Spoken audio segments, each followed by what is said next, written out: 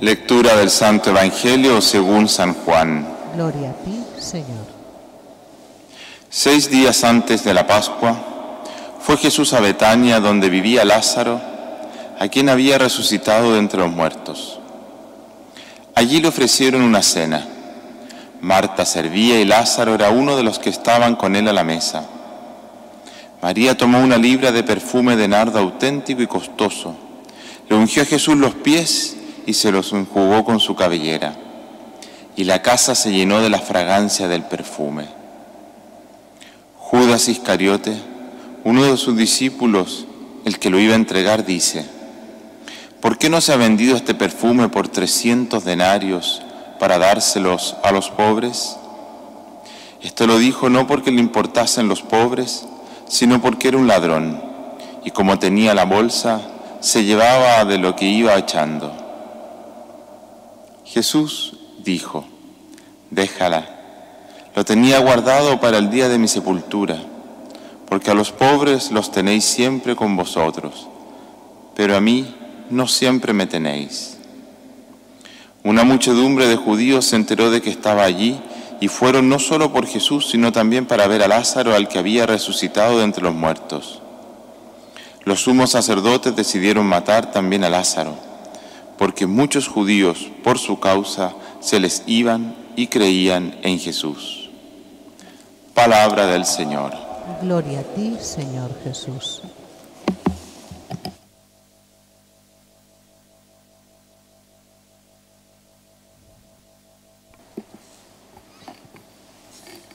La primera lectura nos habla del volto de Jesús, en el fondo, de la cara, de lo que es el rostro del Señor, contemplar su rostro. Y Juan Pablo II, cuando llegó el jubileo del 2000, insistía muchísimo en esto.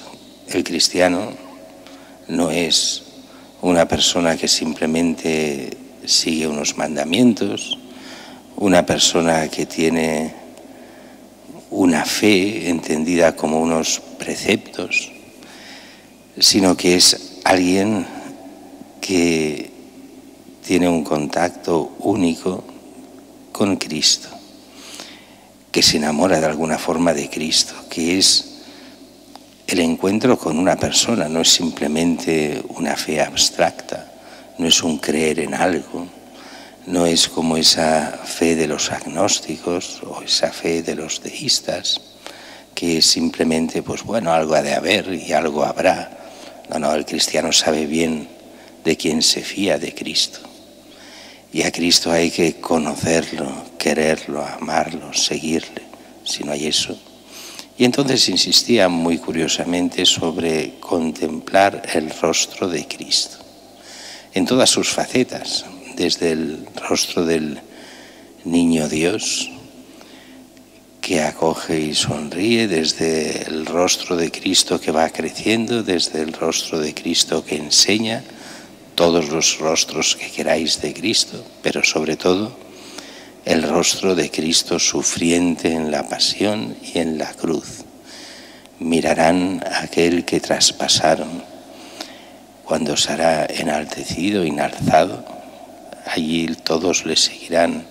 En la cruz será cuando dirá aquel soldado: realmente este era el Hijo de Dios, viendo cómo muere, mirando su rostro. Y el cristiano ha de ser especialista en conocer ese rostro de Cristo, porque es Él, el Hijo de Dios, no hay otro. Y en ese hombre está presente plenamente toda su divinidad, toda la divinidad. Mientras que el Evangelio es el mismo Cristo y dice que estamos a 6 días antes de la Pascua. Curioso, porque el evangelista normalmente dice de la Pascua de los judíos, y aquí no dice la Pascua de los judíos, sino la Pascua, o sea, la Pascua de Cristo, y que será para nosotros lo que es la última cena y el Viernes Santo, la pasión de Cristo. Estamos en esta semana de pasión, estos días nos van preparando y empezamos a ver ya lo que es la traición de Judas. Y la traición empieza con este egoísmo típico de muchos Judas. Se han gastado por Cristo una fortuna. Este perfume de nardo auténtico que se podía haber vendido por 300 denarios. 300 denarios en aquella época era mucho dinero. Calculad que es más o menos, un poco menos, pero muy poco menos que el sueldo de un trabajador durante un año.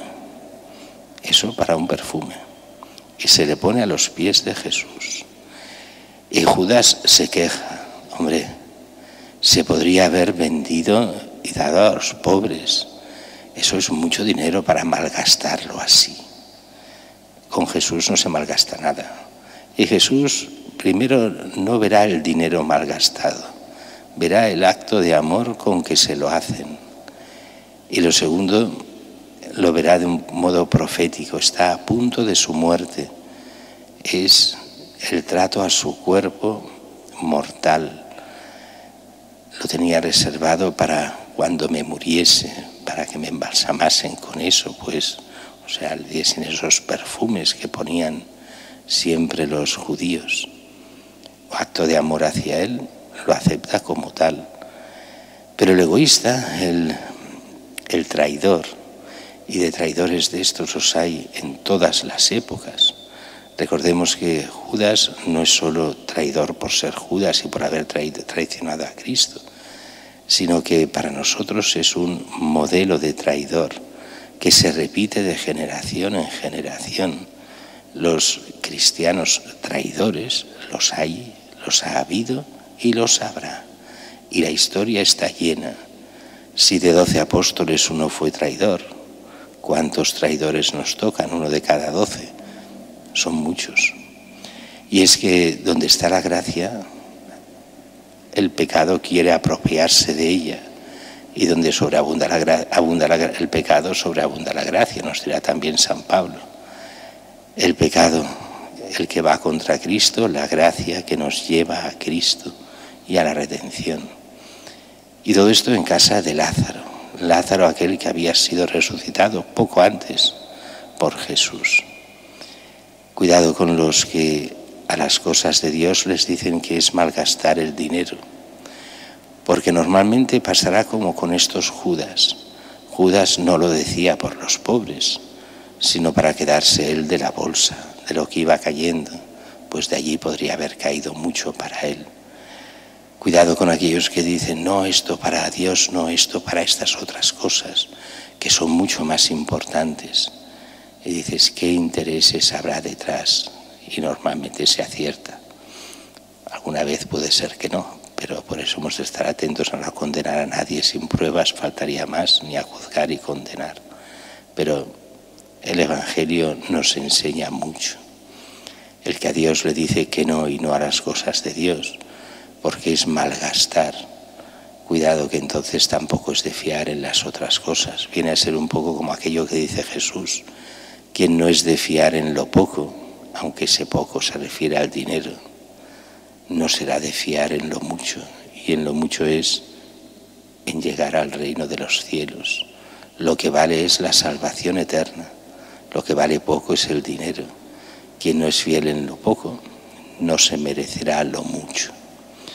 Y dice que con todas estas cosas de la resurrección de Lázaro, pues igual que querían coger a Jesús y matarlo, también querían coger a Lázaro y también matarlo.